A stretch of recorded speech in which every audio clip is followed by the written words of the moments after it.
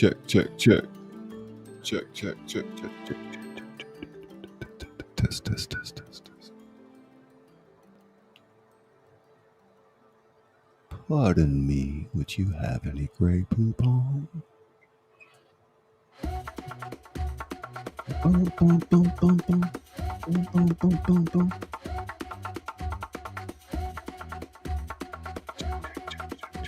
Sound check, check, check.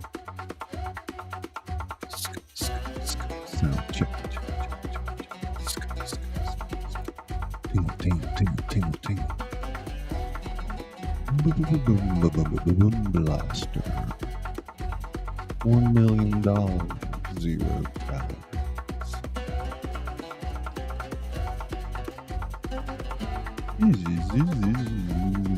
This is good. This is good.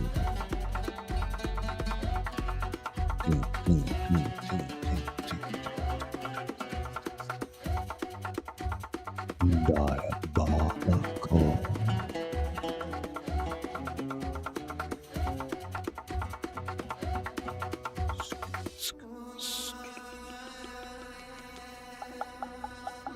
Tongue clicking, tongue clicking.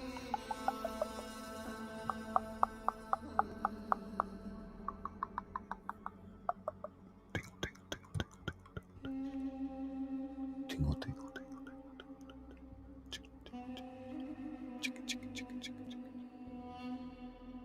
tingle, tingle, super wow.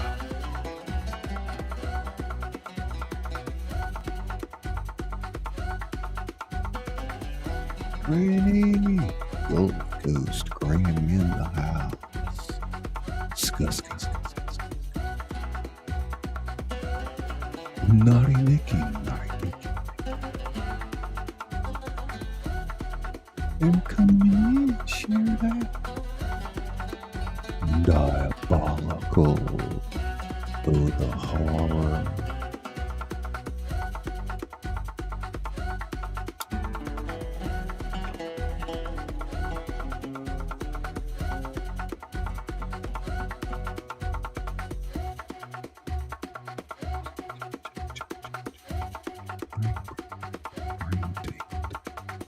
Brain tingle.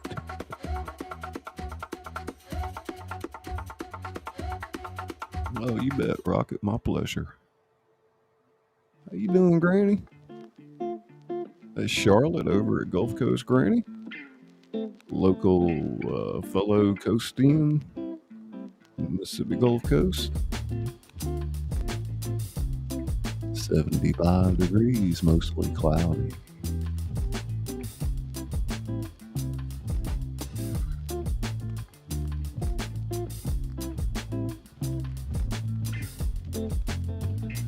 I'll read a little bit of horror, a little story I wrote the other day called Mississippi Horror.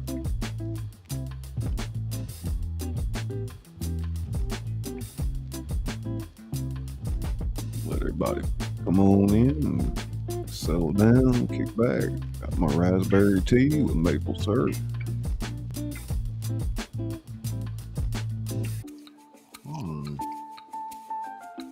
Oh, it tastes so good.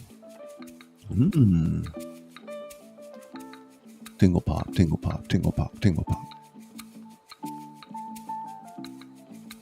Oh, the horror.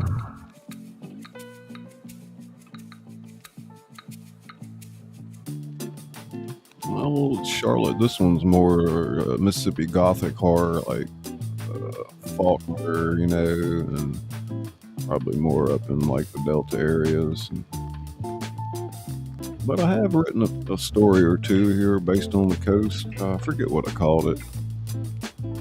It's somewhere in the library. Well, I've written quite a handful of short stories just since I've been a YouTuber, but prior to that, I've published 2 novels. I've written a few more I'm planning to publish. So. Brain tingles.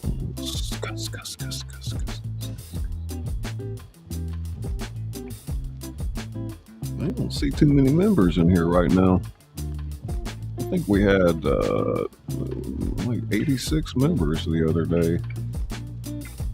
Chief in the house.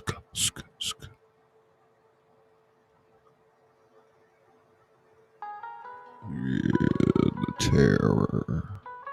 I'm waking up in cold sweat.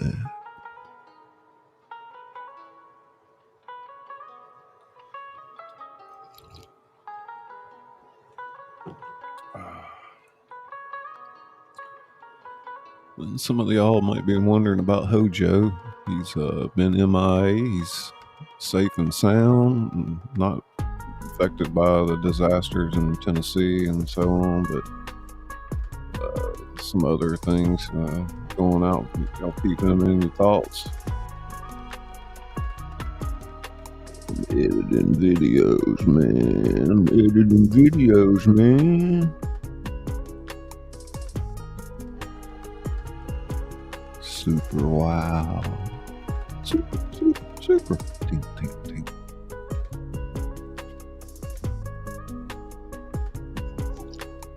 Yeah, it's a slideshow that I created in a Vine sequence. My art is produced at Leonardo Art AI. And of course, I work in conjunction with Izzy on a bunch of overlays. Sometimes I'll get her some pictures and she just puts her spin on it, as you've been seeing with the Emerald Wonderland.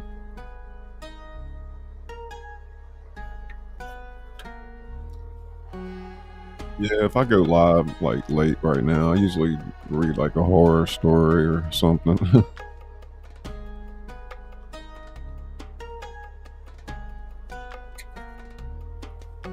It's not all candy canes and yellow brick roads, so.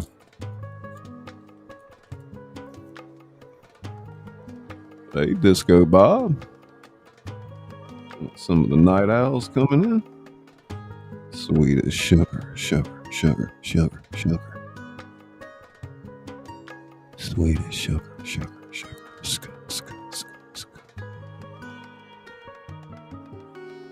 It's Bobska.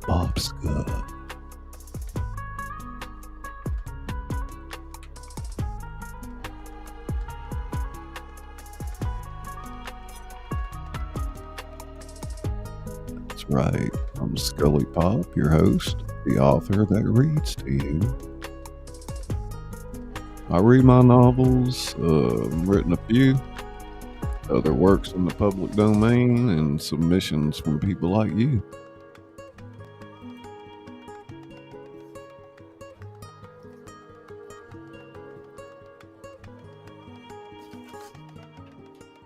Sweet as sugar.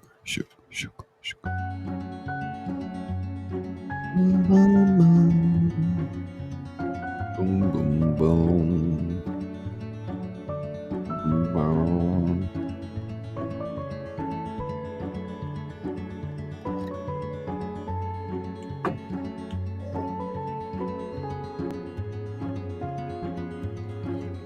Yeah, I figured I'd read a horror story after what we seen yesterday in this country.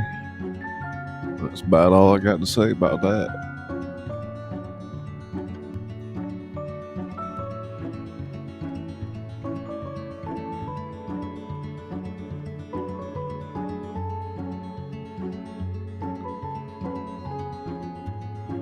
It's the Night Owl edition. Tingle, tingle, tingle, tingle, tingle, tingle.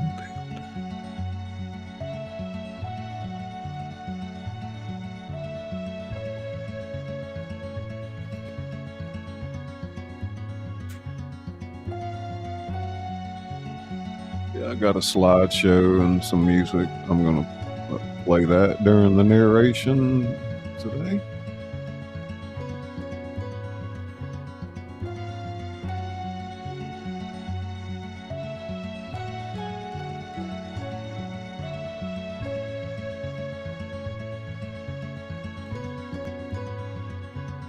Naughty Nicky,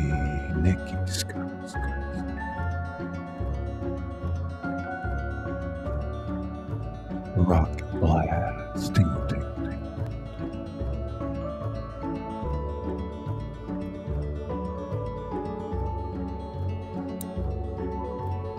Boom chicka rock, boom chicka meow, kitty, kitty, kitty, kitty, kitty. Hey, mama girl.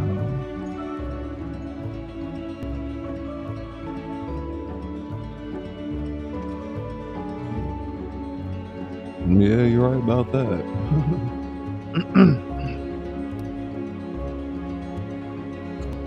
Just don't put any names in the chat and you won't get booted.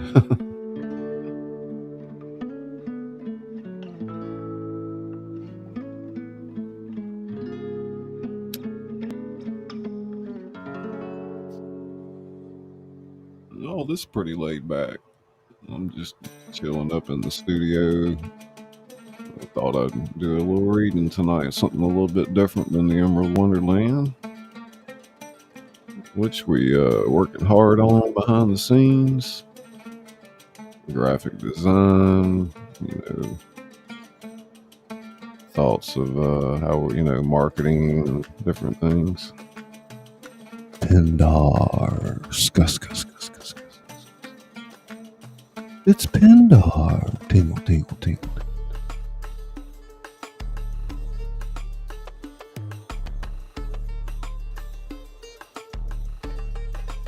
Gold Coast Granny, Gold Coast Granny.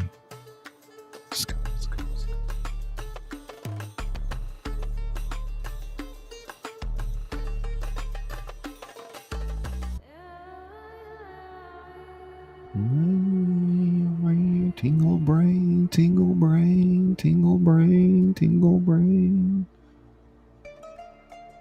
Super, super, super, super wow.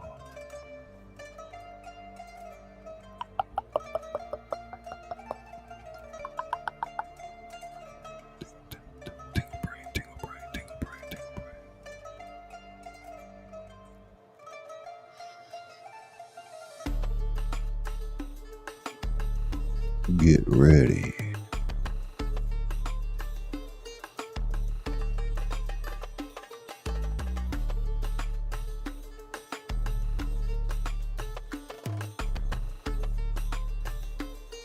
Pindar in the house.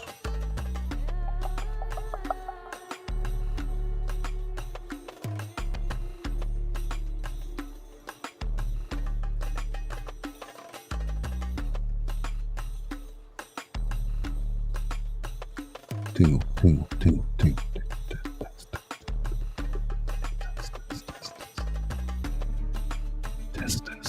Test, Kathleen, test. Test, test, test, test.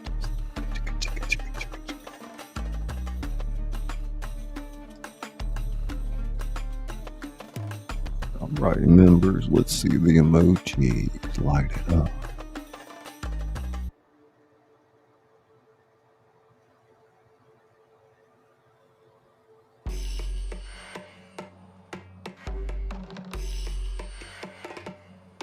Bill Mustard. We gaan de show goed aan. We gaan te read.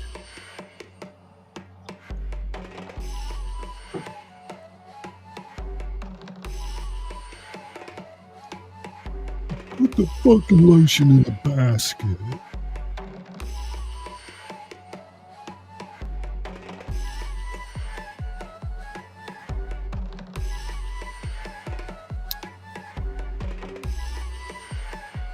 Tingle, tingle, tingle, tingle, tingle.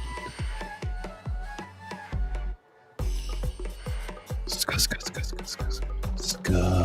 Skus, skus, skus, skus, skus. Skus, skus, skus, skus.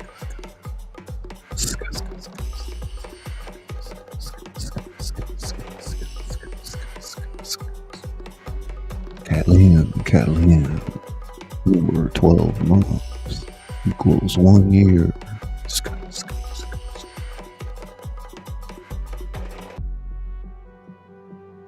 Kitty, kitty, kitty, kitty, kitty, kitty.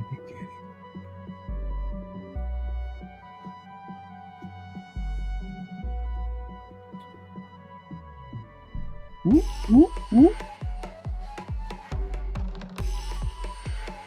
Sweet, sweet, sweet, sweet, sweet.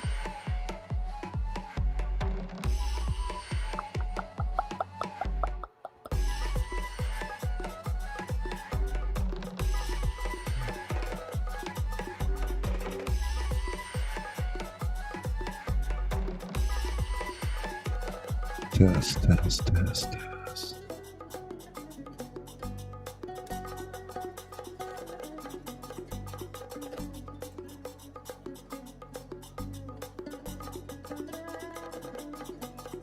Check, check, check, check, check.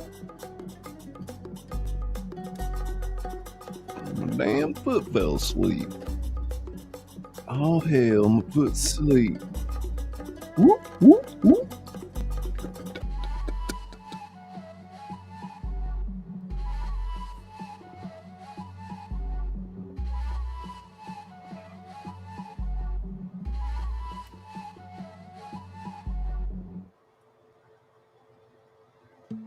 Oh, I think y'all like this story tonight.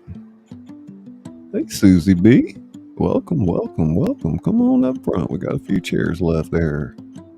Leave your coat at the concierge. It'll be there after the show.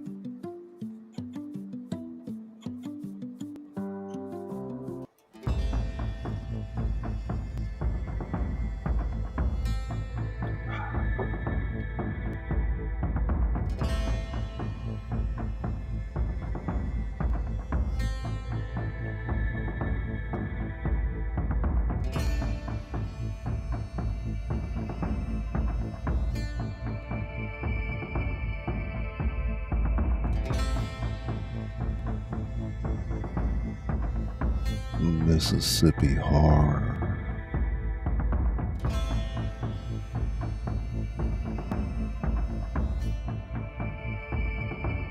The kudzu crawled thick and merciless over the bones of Willow Creek Hemp Plantation, its tendrils reaching like desperate fingers toward windows that hadn't known lamplight in generations.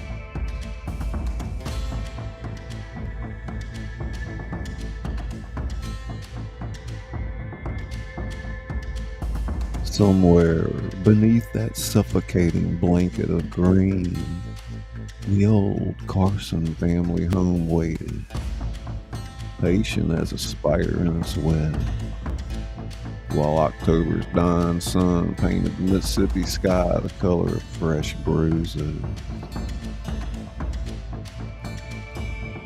Dr. Eleanor Carson hadn't set foot on her ancestral property in 23 years.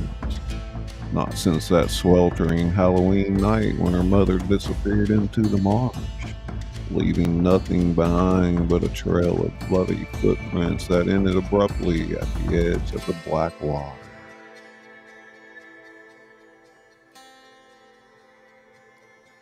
Now, standing before the rusted gates with her grandmother's leather-bound journal clutched to her chest, Eleanor wondered if coming back had been her first mistake, or merely her last.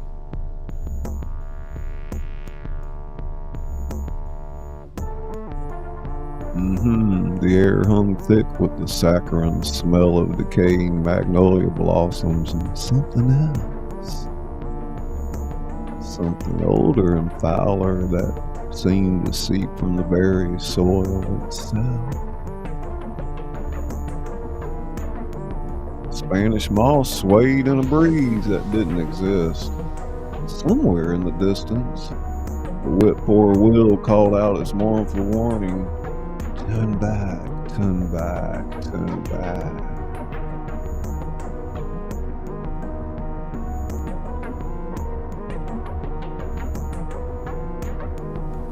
But Eleanor couldn't turn back. Not now. Not when she finally decoded the cryptic messages hidden in her grandmother's spiral handwriting. Messages that hinted at a darkness far deeper than the simple tragedy of her mother's disappearance. The journal spoke of rituals performed in moonless groves, of bargains struck with things that wore human skin like ill-fitting suits, of a debt that came due every Halloween, debt paid in blood and memory and madness.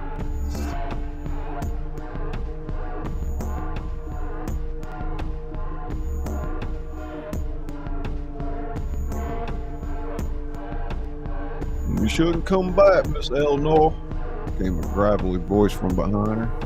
She turned to find old Joe, the groundskeeper who'd worked the property since before she was born. Time had carved deeper lines into his face, but his eyes still held that same knowing wariness she remembered from childhood.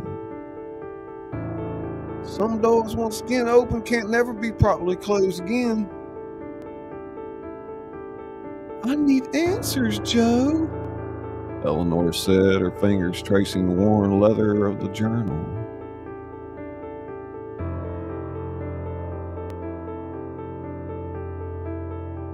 "What really happened to my mother? What did grandmother do in those woods?" Joe's weathered face creased with worry.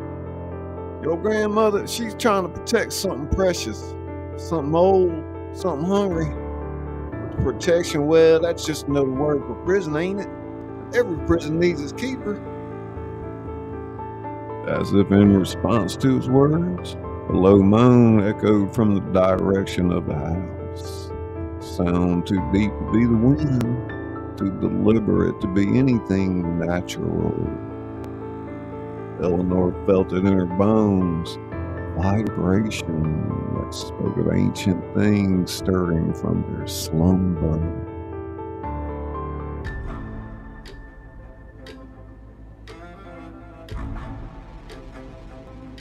"The harvest moon's rising. I ain't remember your blood, Miss Eleanor."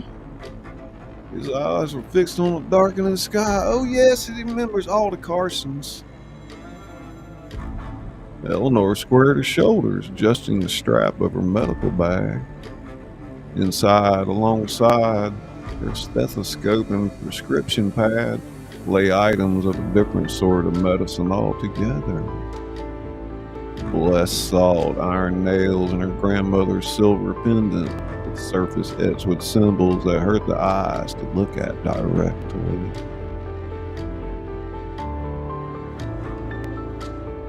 "And let it remember," she said, pushing open the gate. The rusted hinges screamed in protest, a sound that was echoed by something deeper in the swamp. "I'm not here to run away. I'm here to finish what my grandmother started."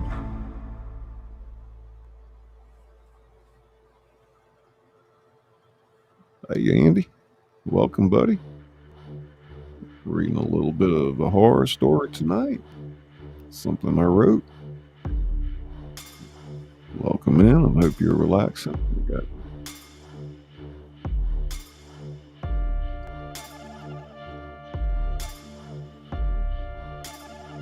as Eleanor walked up the overgrown drive, shadows seemed to lengthen and twist, reaching for her with eager fingers. The journal's pages rustled against her chest. Though there was no wind, she could have sworn she heard whispers. Voice. Grandmother's warning. And underneath it all was something else.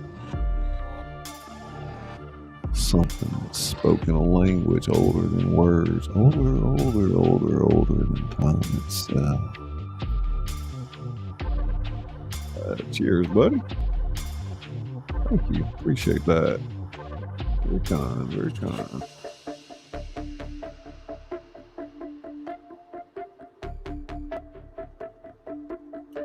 Just went and got me a beer. No games, just relaxing. There you go, right. Andy, the sun sank lower. painting the kudzu-covered mansion in shades of blood and rust. In less than an hour, it will be Halloween night, and Eleanor knew with bone-deep certainty that she would either uncover the truth about her family's dark legacy or join her mother in whatever fate had claimed her 23 years ago.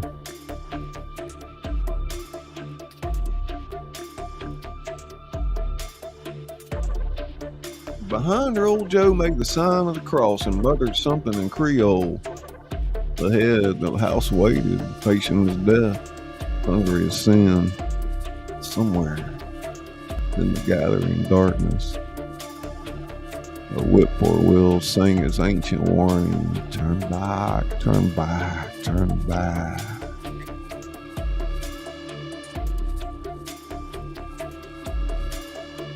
But it was already too late for turning back. It'd been too late since the moment Eleanor first opened her grandmother's journal, saw her own name written in blood on its final page.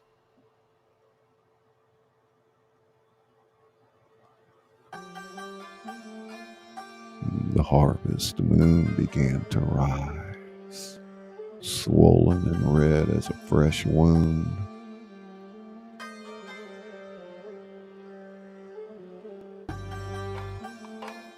Willow Creek, those voices grew louder, speaking of secrets that left buried and the debts that could have never been fully paid. And all around the property, the kudzu trembled with anticipation. Leaves whispering ancient promises and voices that sounded almost human, almost not quite.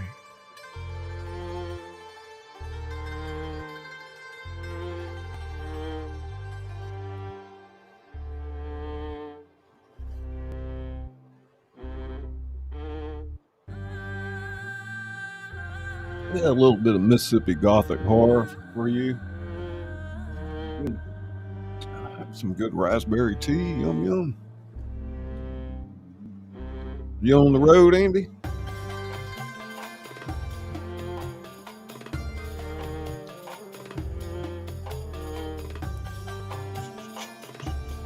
Graveyard shift. Oh, okay. Trucking along.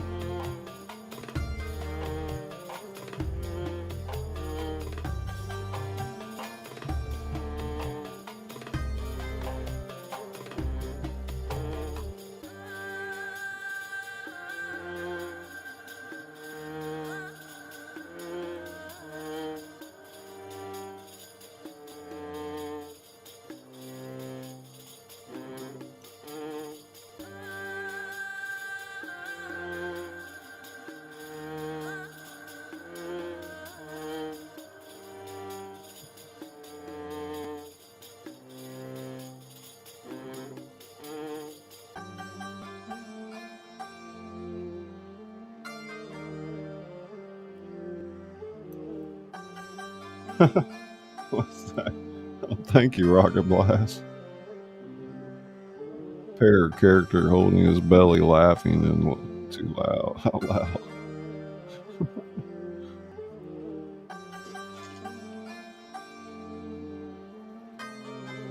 Awesome. There she is. It's Benny Loco 007 licensed to chill. Tingle, tingle, tingle, tingle.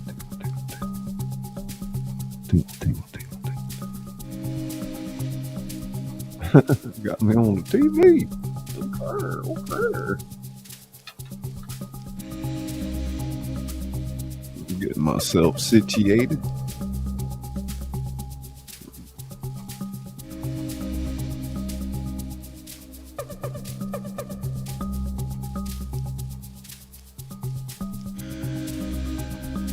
Tingle, tingle, tingle, tingle.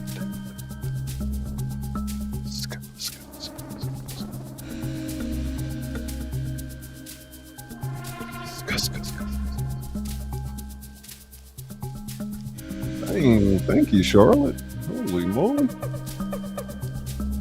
Thank you so much. Wow. Appreciate that so much. Caucasian got a gifted membership. It's one of our moderators. Our Louisiana Life. I don't think that they're here right now, Charlotte, but looks like I don't know if any of them are here right now. Well, there's only a few people in here anyway, so. But you know, they get an email like that.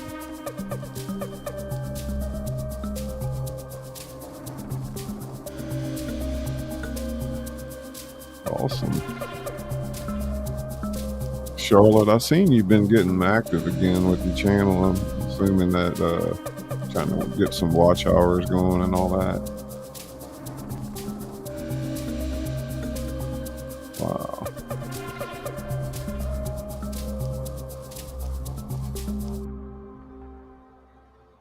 Thank you so much. Yeah, I figured I'd change the pace up a little bit and get away from Emerald Wonderland and do some horror. I guess this takes place up in North Mississippi, maybe in the Delta, or I didn't get too deep on the setting, you know, so.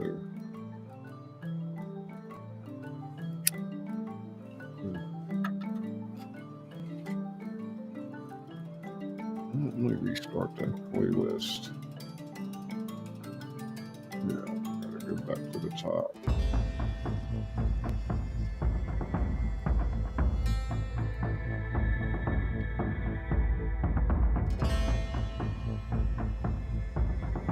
Charlotte, you a night owl like me, aren't you?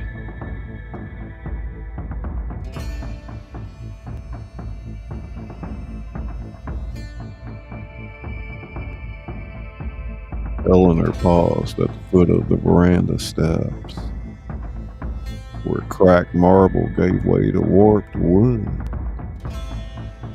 Her grandmother's voice echoed in her memory. The Carson woman built this house with blood and bone, child. Only a Carson woman can set things right.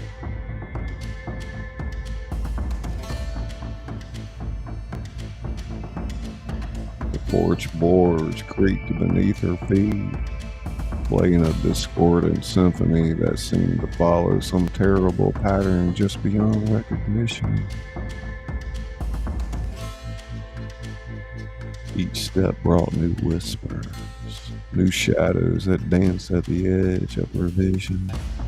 The kudzu that embraced the column seemed to pulse with a life of its own, its movements too deliberate to be blamed on wind or imagination.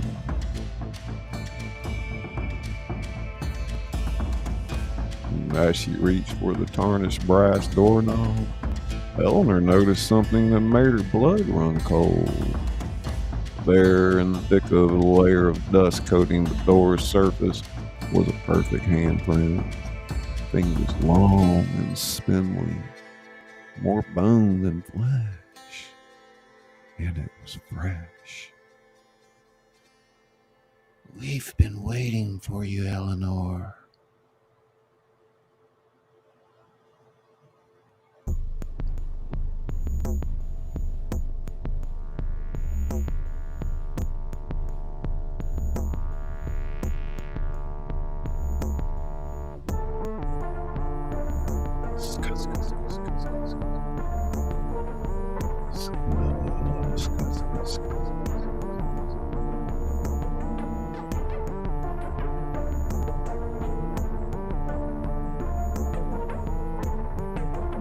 And the voice came from everywhere and nowhere, as familiar as her own heartbeat, yet somehow wrong, like a beloved song played in a minor key.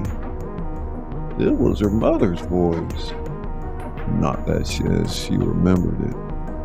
The voice held echoes of darker things, and secrets kept in deep places where light feared to tread.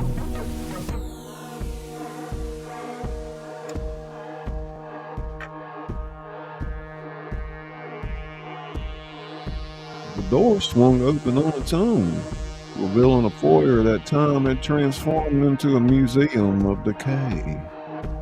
The grand staircase curved upward like the spine of some prehistoric beast, its banister draped in cobwebs that gleam like stolen wedding bells in the dying light. And there, atop of the stairs, stood a figure. Mama? The voice caught in her throat. Figure didn't move, it didn't breathe, it stood perfectly still, a silhouette cut from the darkness itself. But as Eleanor watched, it began to smile. A smile that stretched too wide, revealed too much, promised too many terrible things.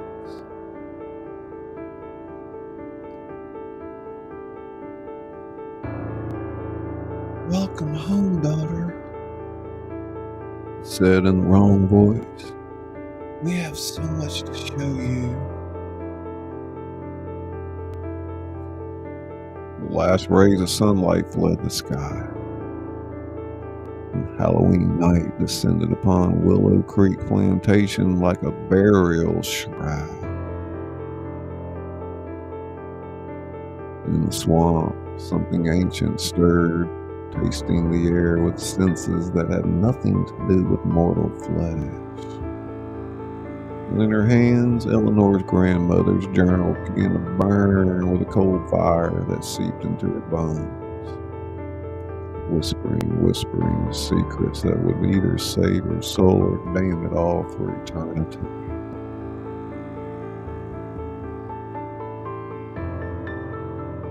The harvest, the moon watched it all with its blood-red eye, waiting to see which Carson and woman would keep the bargain this Halloween night, and which would pay the price. End of part 1.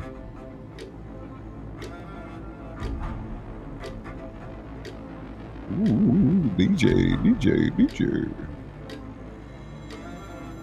Let's go. Benny Loco. Ding. Rocket blast.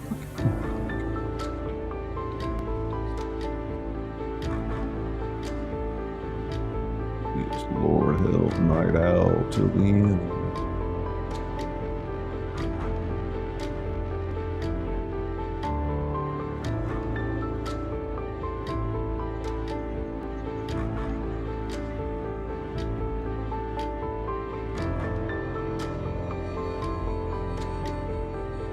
Gene, what you doing?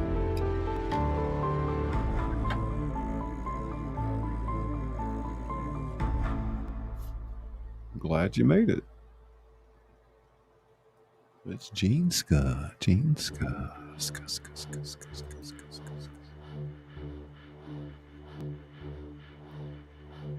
I'm doing okay, thank you.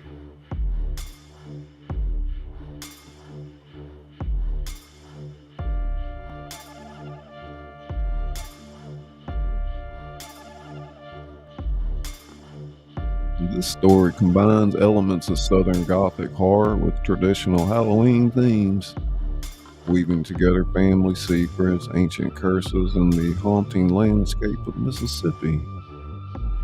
The narrative draws inspiration from William Faulkner's rich, descriptive style while maintaining a pace suitable for audio narration. The story establishes multiple hooks for future episodes, including the mystery of Eleanor's mother's disappearance and the nature of her grandmother's bargain and the true purpose of Willow Creek Plantation. Part 2, The Price of Blood. The floorboards beneath Eleanor's feet let out a groan that sounded almost human as she took her first step into the foyer. The air inside Willow Creek Plantation hung thick with the musty breath of decades, tinged with something sweeter, something that reminded her of her formaldehyde from her medical school days, wrong somehow, like honey gone awry.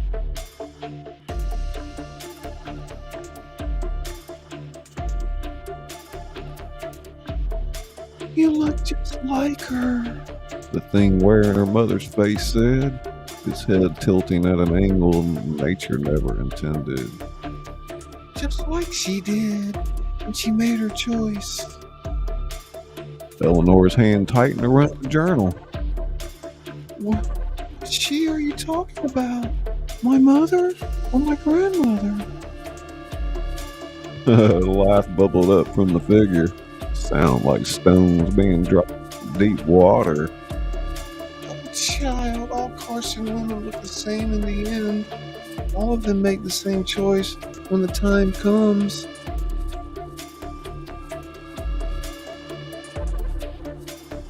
The figure began to descend the stairs, each step deliberate and wrong.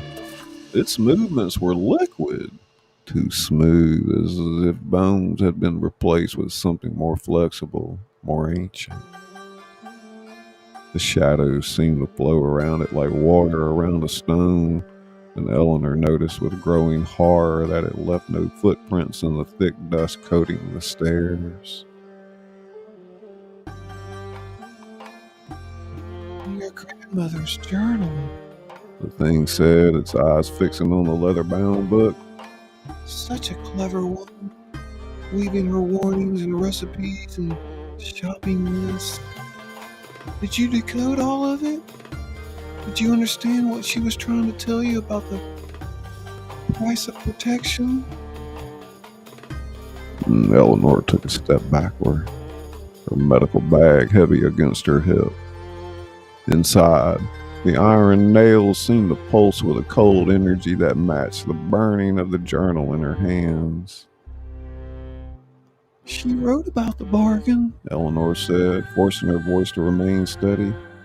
About something that lived in the swamp long before the Carsons came to Mississippi. Something that helped build this house, that protected our family.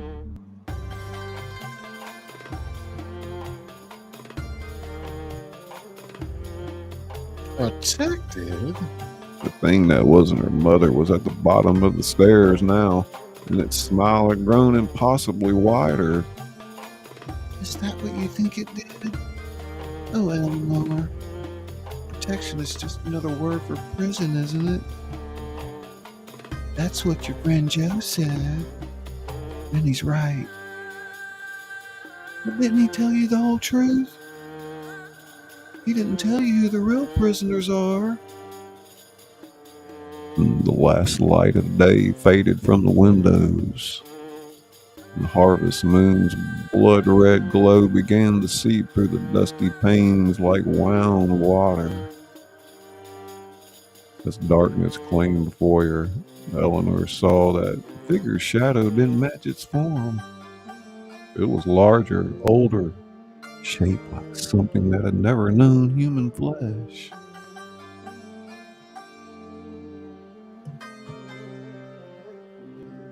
Your mother tried to break the bargain. She thought she could run, thought she could take you away from this place. But Carson blood calls to Carson blood, and the debt must always be paid.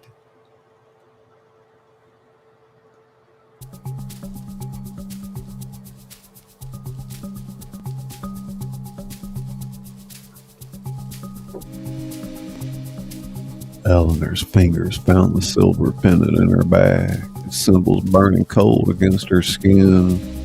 What did my grandmother do? Wrong question, child. The real question is, what did your grandmother prevent? What sleeps beneath these lands, bound by blood and bone and bargains made in darkness? Thing's voice had changed, coming deeper, older, carrying echoes of voices that had never known human tongues. The better question is, what happens if that sleep is disturbed? As if in answer, a tremor ran through the house, making the chandelier above tinkle with ghostly music. And somewhere deep below, beyond the foundation, beyond the earth itself, came a sound like ancient stones grinding together.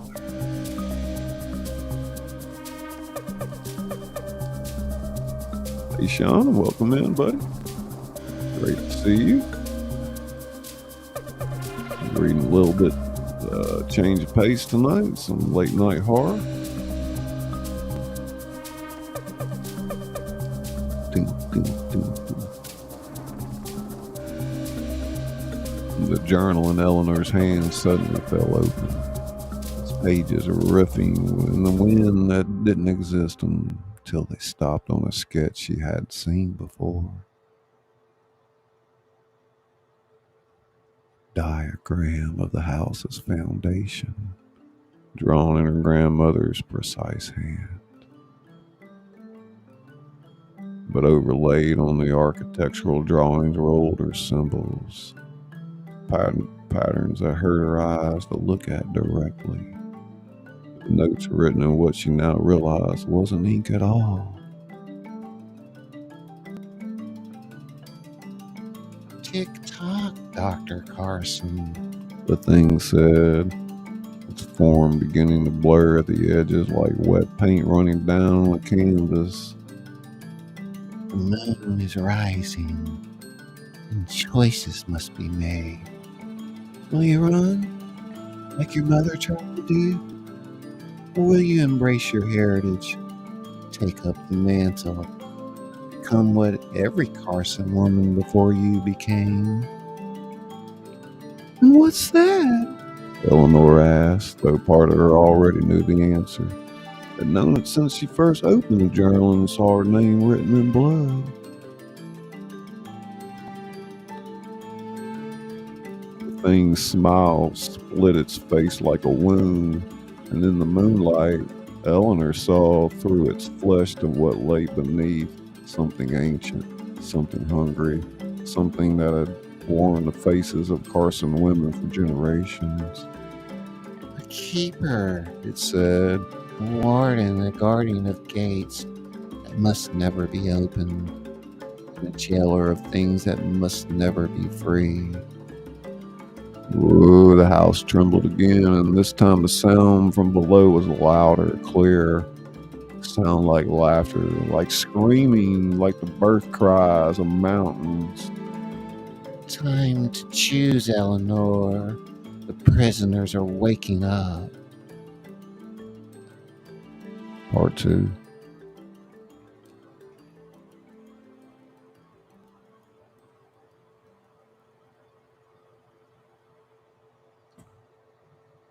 Oh yeah. Catch my breath for a minute. How's everybody this evening? Or this morning, rather?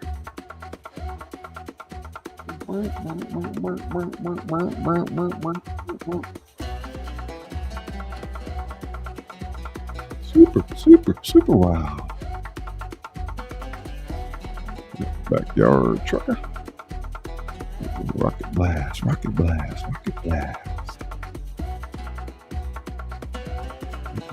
Gold Coast Granny Tingle Brain.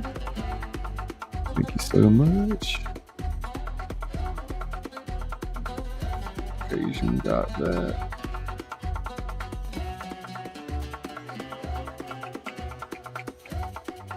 What am I doing on time? Mr. Fulton. Old BC Treasure Trails.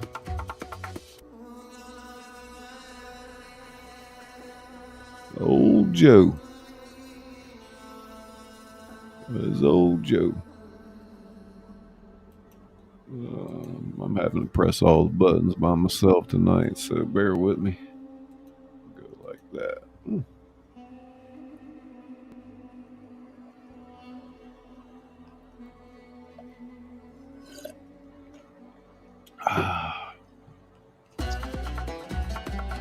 We're going to take a quick break and play some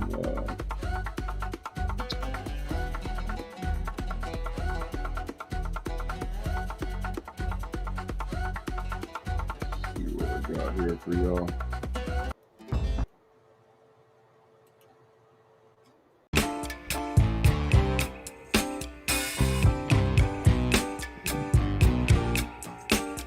Stay tuned, don't go anywhere. I'll be right back. I'm actually here just taking a little bit of a stretch.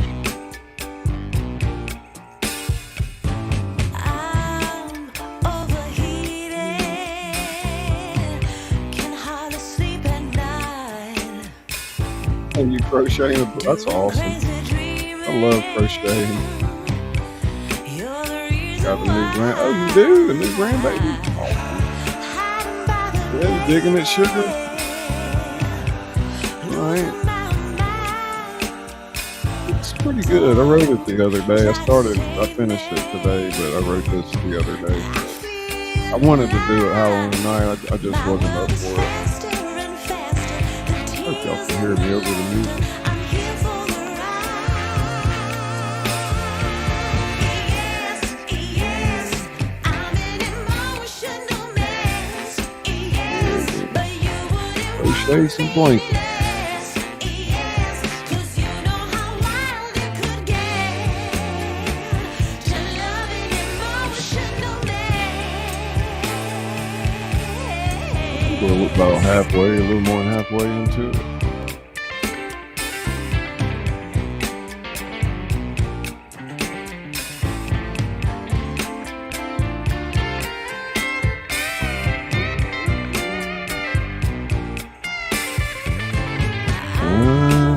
In a trance, spinning out of control. Don't know what this dance is, but at least I'm not dancing alone. All kinds of crazy. You heard what I said. I blame you, lover. I'm out of my head. I don't know too much about ghosting where we're at. I'm brave and I'm broken. My soul is wide open. I think so. Yes, yes, I'm an emotional mess. Yes, but you wouldn't want me any less. Yes, 'cause you know how wild it could get. To love an emotional mess. You got me, babe, I'm yours to have. Don't hurt me, my heart's in your hands. You got me, babe, I'm yours to have. Don't hurt me, baby. You got me, babe, Just having a quick intermission. don't hurt me, my heart's in your hands. You got me, babe, I'm yours to have. Don't hurt me, baby. Yes, yes, I'm an emotional mess.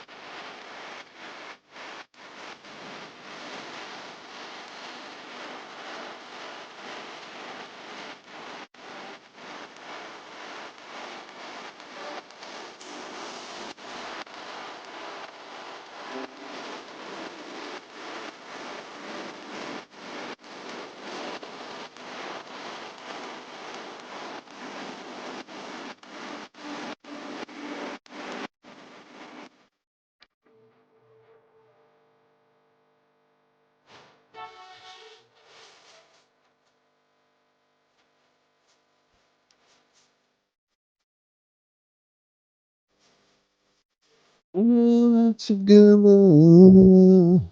Awaken.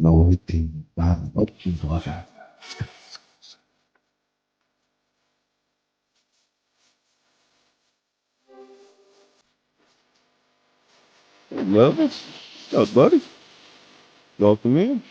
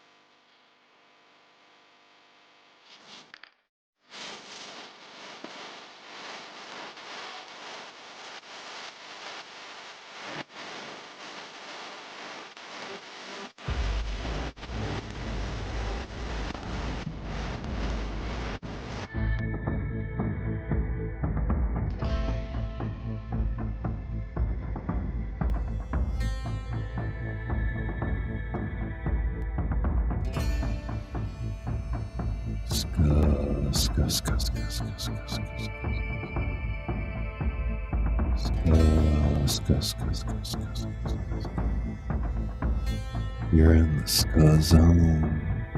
It's another time, another place, another world. The air in the foyer grew thick with the weight of centuries.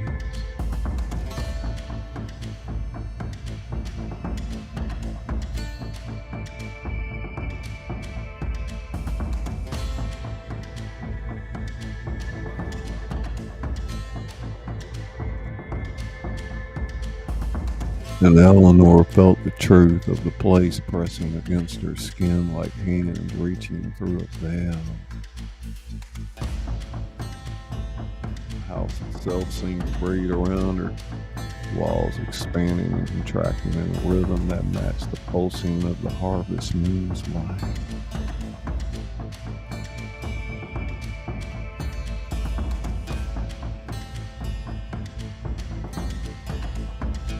Don, Faye, welcome.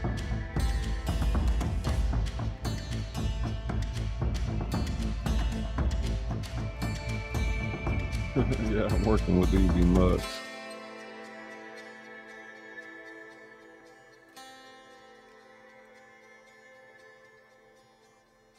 Sure, I said hey to everybody.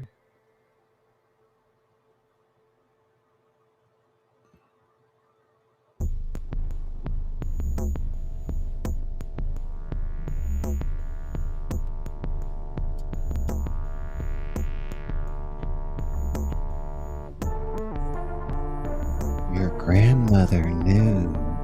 The thing wearing her mother's face continued, its form growing less and less human with each passing moment.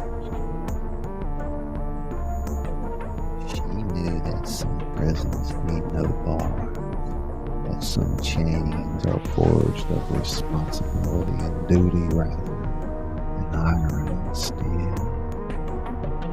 Carson's built this house, Eleanor. Maybe came this house. Eleanor's eyes darted to the diagram in the journal, understanding blooming like blood in the water. The foundation wasn't just a foundation, it was a seal, pattern older than civilization itself.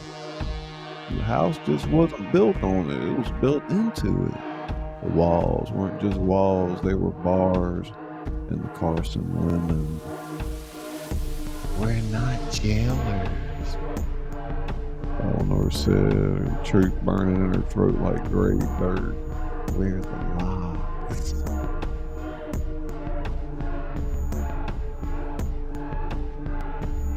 The thing's smile widened impossibly further, its teeth now visible through its cheeks. Clever girl. Your grandmother chose you for a reason. You know, she saw the strength in you. The same strength she had. The same strength your mother lacked. And the strength to understand that sometimes the greatest mercy is containment.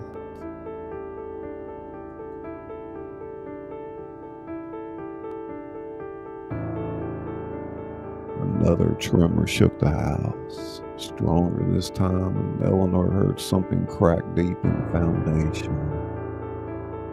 The symbols in the journal began to glow with a pale, corpse-like luminescence. And she felt a pulling sensation in her blood. The seals are failing. The thing said, its voice now a chorus of generations of Carson women.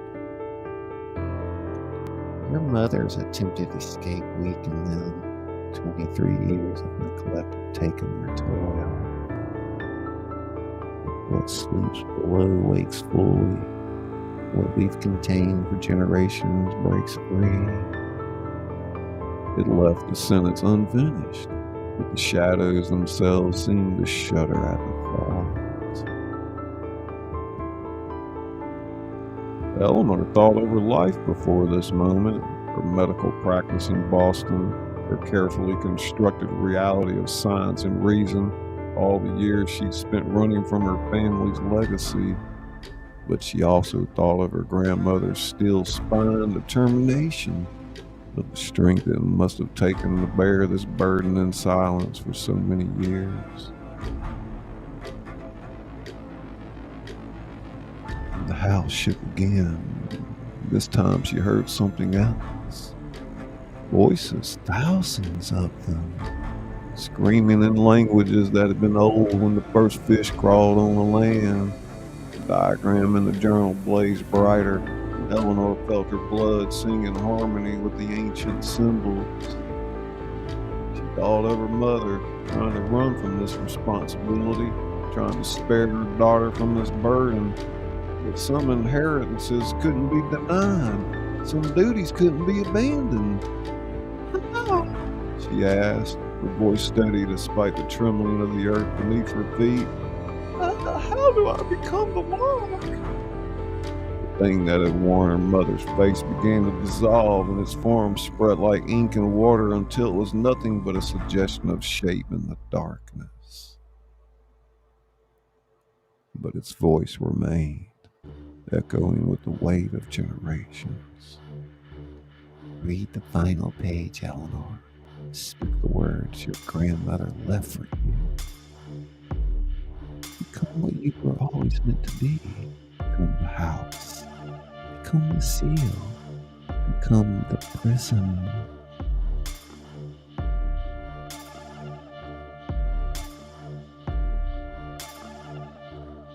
Eleanor opened the journal to its final page, where her name gleamed in blood that had never dried.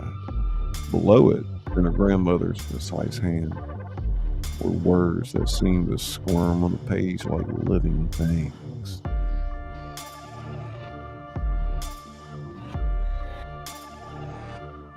As the harvest moon reached its zenith and the things below fought against the ancient bonds, Eleanor Carson began to read, and as she read, she felt her flesh begin to change, begin to merge with the very walls of Willow Creek Plantation.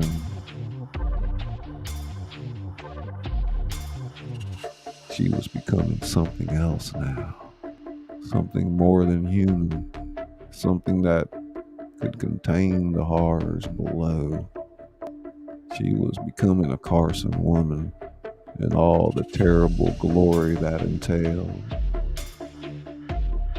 The prison needed its keeper, the lock needed its key, and the whispers of Willow Creek needed their new voice.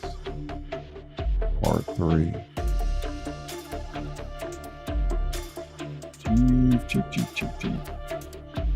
Digging it, man. Digging it, man.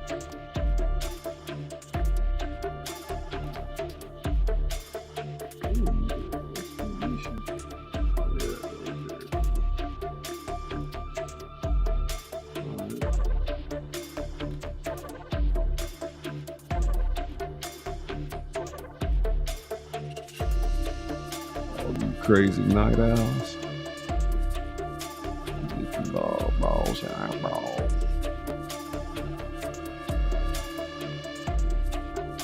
Ooh, rider, ooh, rider, ooh, rider, ooh, rider.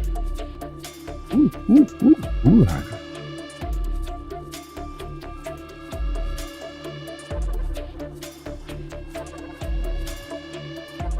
Old Joe. Old Joe.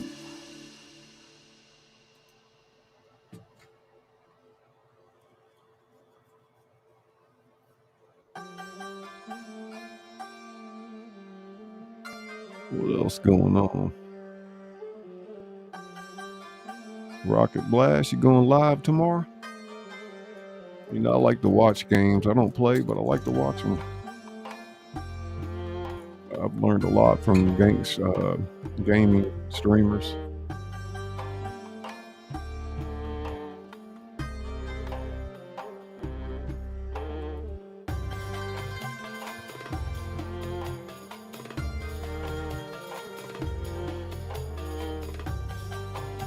Yeah, it's true, Faye.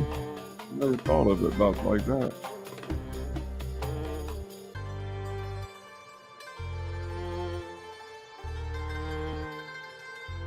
Kind of reminds me when I did the reading of The Fall of the House of Usher by Edgar Allan Poe. Hey, welcome in, Art Junkie. I've been enjoying your channel.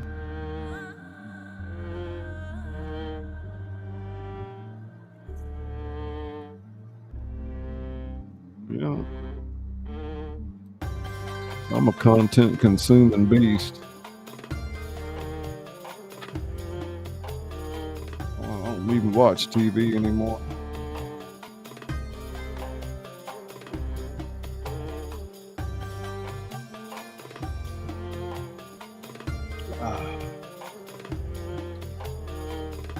This is probably about the 10th short story I've written in the past year.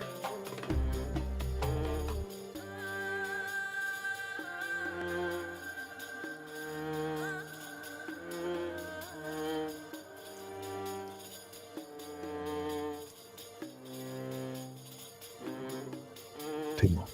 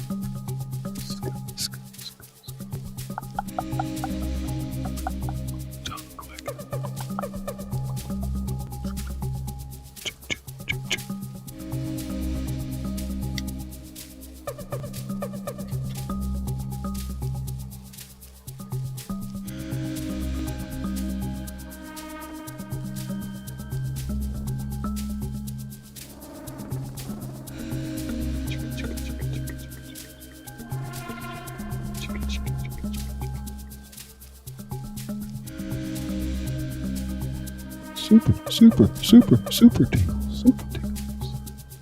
Super, wow.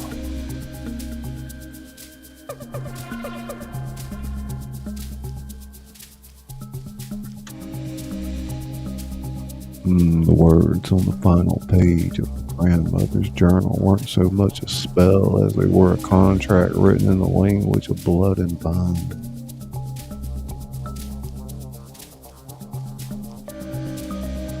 As Eleanor spoke them, each syllable tasting of copper and time, she felt the truth of Willow Creek Plantation seeping into her very essence.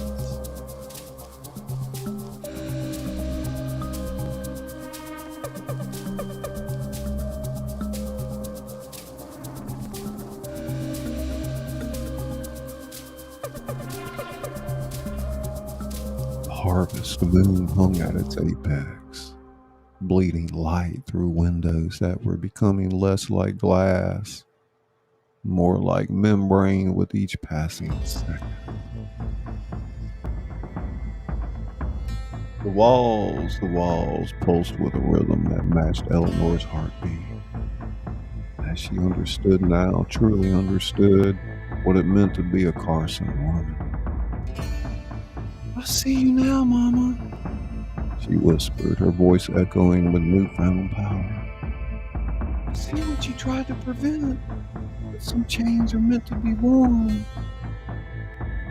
The thing that had worn her mother's face had dissolved completely into the shadows, but its voice remained, now a chorus of all the Carson women who had come before. Choices made, locked terms, prison holds.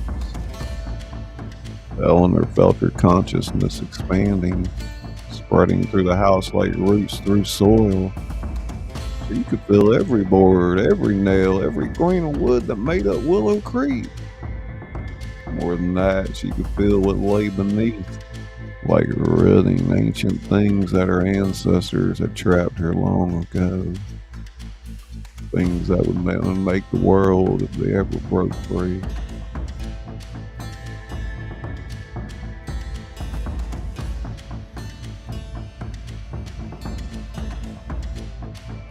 Her body began to change. Not painfully, but inexorably. Flesh and blood transforming into something that existed in the spaces between material and spirit. Oh my, she was becoming part of the house. Or perhaps the house was becoming part of her.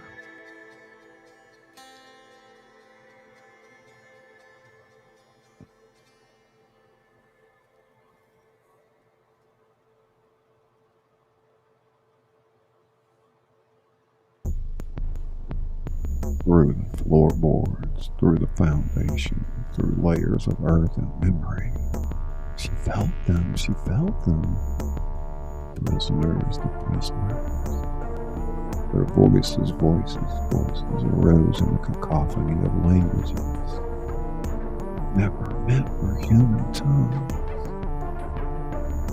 She understood their promises of power, threats of vengeance,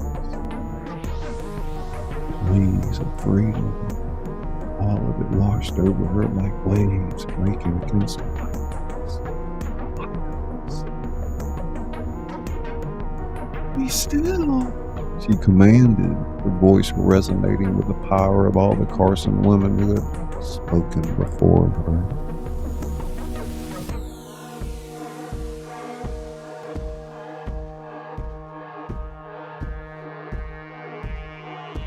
The ancient things below recoiled, recognizing the authority in her words. They knew this voice. They had known it for generations.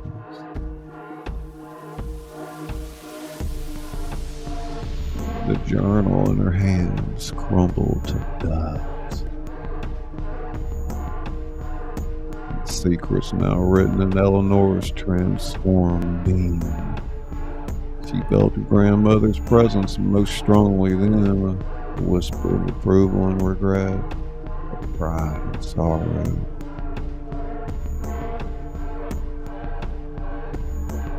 Old Joe's voice drifted in from outside, carrying his final warning on the night wind. "Prison holds, Miss Eleanor, and now so do you." She felt the truth of his words in the marrow of her changing bones. She was the house now, and the house was her. She was the lock, the key, and the keeper all at once. The bargain had been renewed, burden passed down, and the duty accepted.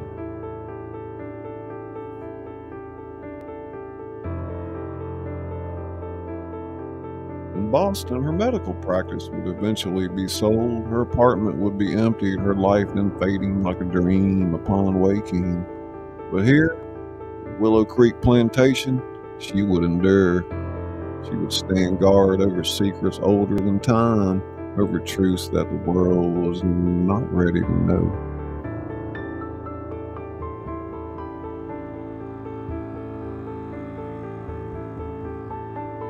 The harvest moon began its descent, and Eleanor Carson, no longer quite human, but perhaps more than she had ever been, settled in her new existence. Kudzu continued its eternal crawl. Spanish moss swayed in winds that weren't quite natural, and somewhere in the distance, a whippoorwill sang a different song now. Remain, remain, remain.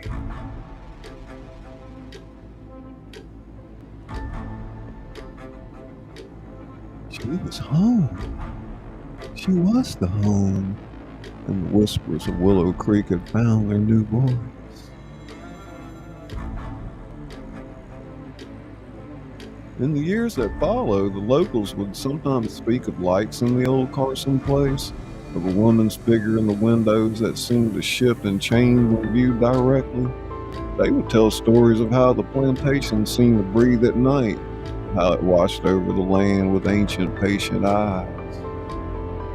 And if someone, drawn by curiosity or fate, ever ventured too close to Willow Creek Plantation on Harvest Moon night, they might hear a voice, gentle as a mother's touch but firm as iron, warning them away.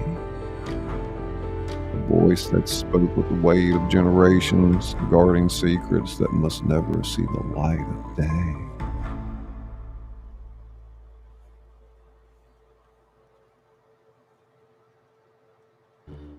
For the prison still holds in Eleanor Carson, last of her line, keeper of the seal, guardian of gates that must never open, keeps her eternal watch, protecting the world from what sleeps below, one Halloween night at a time. Some say that on particularly dark nights, when the moon hangs heavy and the red in the sky, you can still hear her whisper, "Some chains are meant to be worn. Some duties are meant to be kept. Some sacrifices are worth the price." And beneath Willow Creek Plantation, the ancient things dream their dark dreams, bound by blood and bone and the will of a Carson woman, as they have been for generations, as they will be for generations to come. The end.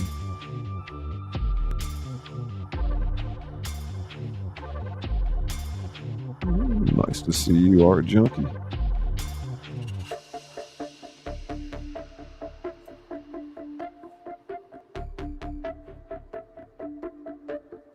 Nice little horror story for you tonight.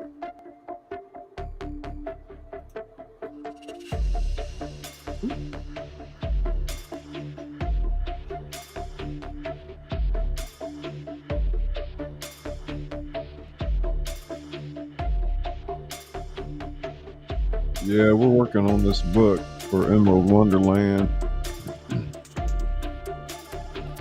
It's a lot of work editing, isn't it, Izzy?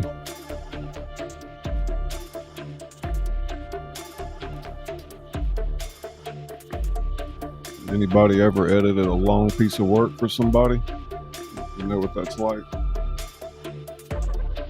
Yeah, in fact, Charlotte, we're going to have 4 books, one for each season, and then we're going to take a different approach and put them all together. And I want to do a leather bound, a rather large size book with pictures, a whole 9 yards.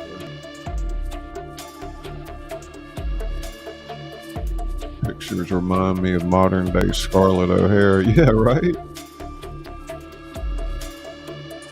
Yeah, I got a whole playlist of, I've narrated, I've got an alphabetical list in there in my description and quite a bit more than that, really, but yeah. Usually if I go live, like late at night like this, I'll probably read a horror story or, yeah. Yeah, you got to pace yourself, Art Junkie has just so many collaborations and things that you pile up on your plate.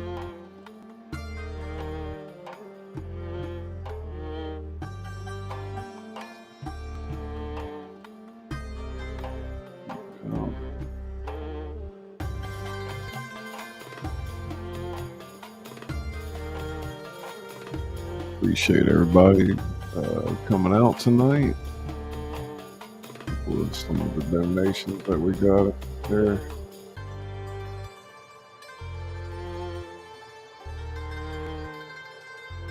Yeah, you like the gothic kind of thing? Yeah, it's pretty cool, huh?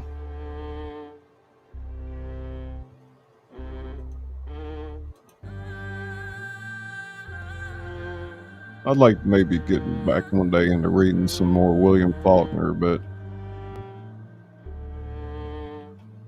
truthfully, I don't read many books like I used to, but except the stories I write myself. But for everybody's information, I've read well over 4,000 books in my life, so that was roughly 3 novels a week for 18 years. Good evening, good morning, Susanna. Welcome in. Susanna Scott.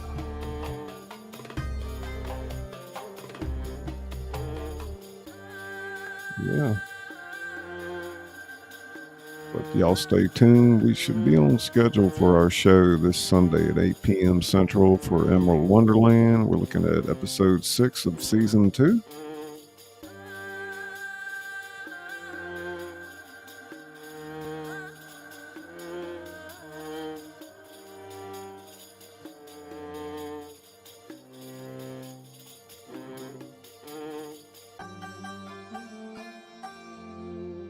Some of our Emerald.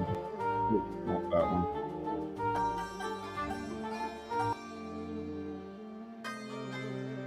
Yeah, I'll play that. What the heck?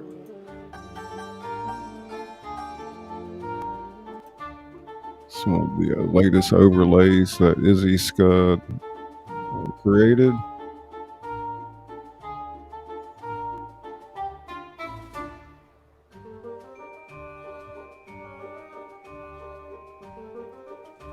Check that out for a minute.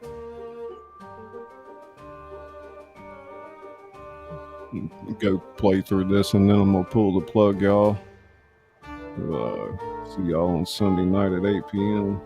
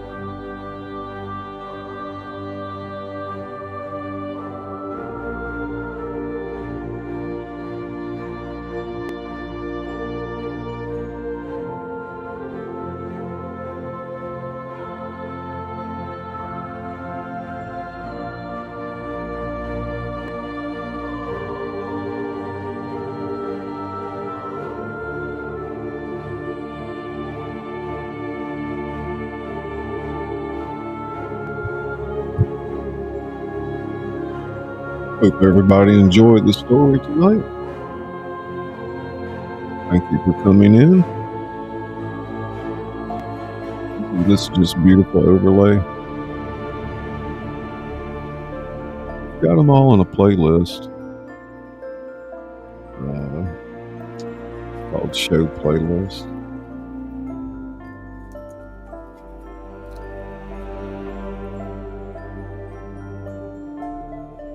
Scully Pop, where the entertainment doesn't stop. Johnny. It's Johnny.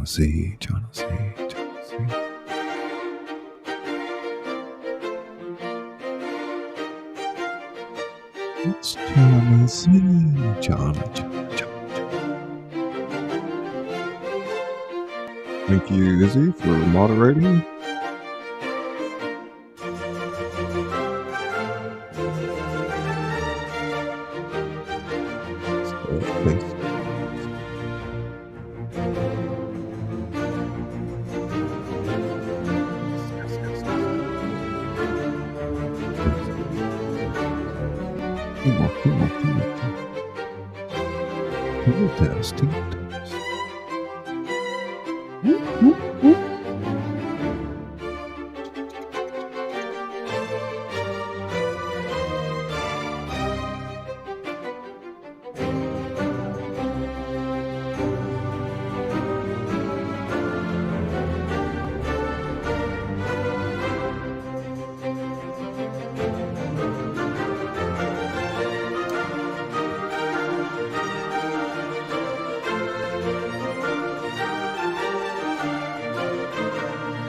Sunday night, 8 p.m. Central, Emerald Wonderland.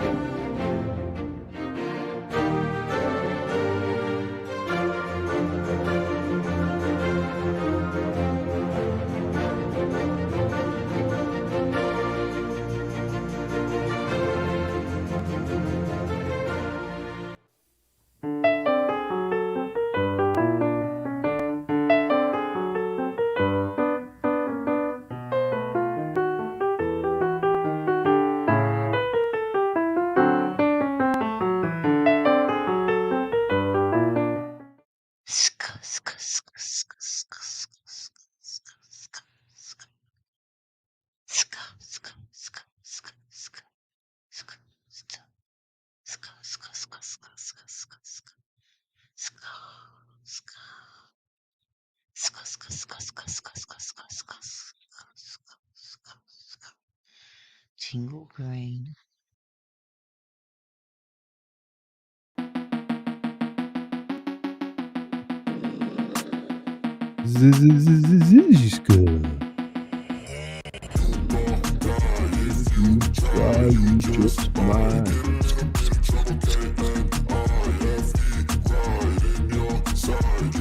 Tingle Brain.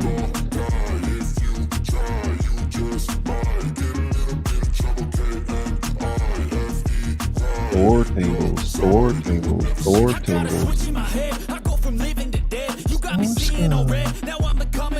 Doing the bone dance. I'll make you have some regrets, and no, I never forget. So now you have a few debts. That shit, it needs to be paid with blood or some sort of pain. You caused a permanent stain, which has determined your fate. I've never seen so clear. I feel the end and it's near. The day of reckoning's here. The sound of deafening fear. Don't try, if you try, you just might feel a little bit of trouble. That was beautiful.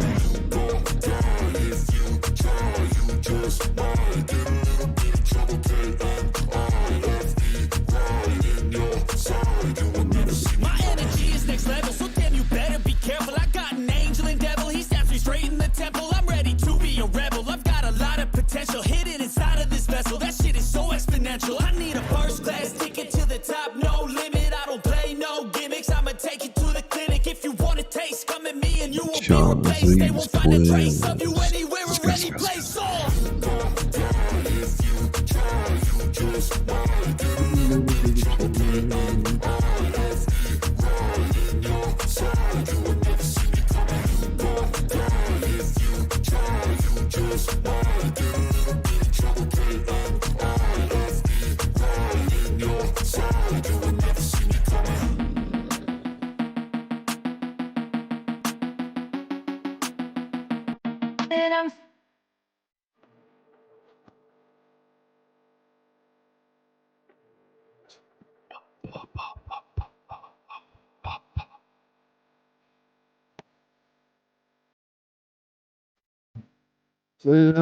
Night.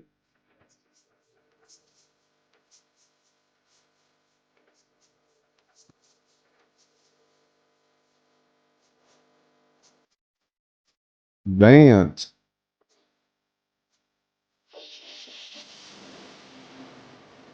Dance, Izzy Scud. Dance.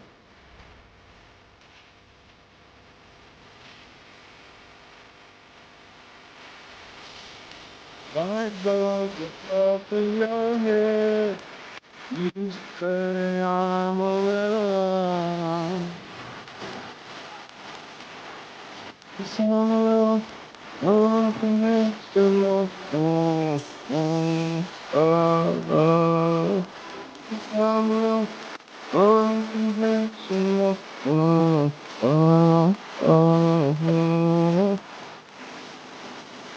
Unconventional. Call it what you want.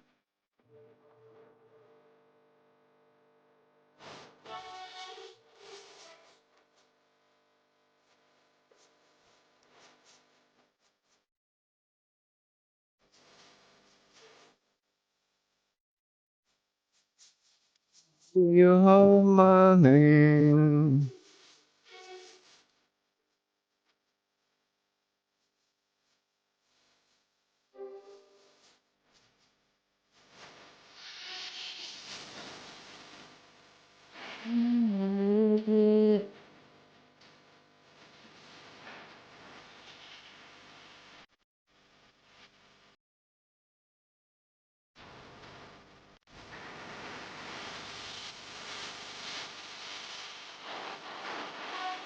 You say I'm a little odd.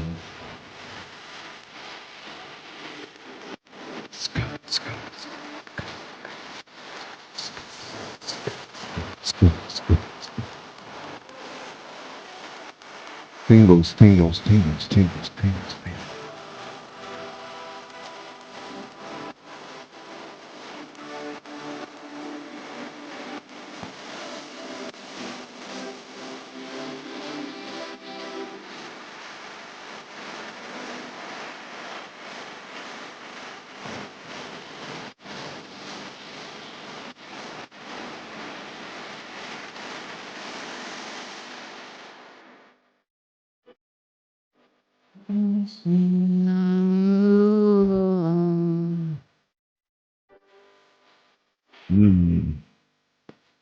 Yes, I'm a little.